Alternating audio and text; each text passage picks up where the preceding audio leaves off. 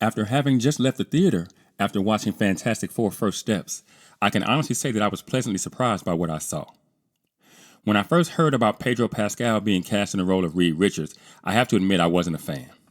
I just really don't see the point in race swapping these characters, and the Reed Richards of my childhood, he was definitely a white man. I have to also admit that I was equally turned off by the casting of Julia Garner as the Silver Surfer, for similar reasons. Because though I love Julia Garner as an actress, I would have much preferred Norman Rad in that regard. He's my Silver Surfer. That said, I actually respect what the writers did with both characters in the story, even though I was against their casting initially.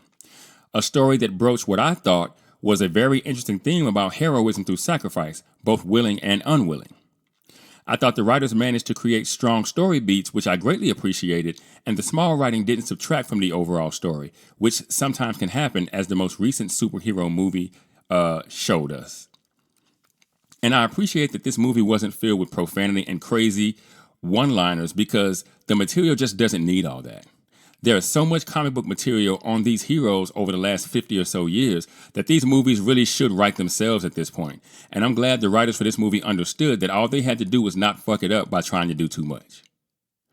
Now, overall, I give this film a 70%, or a 7.0 if you're thinking IMDb score.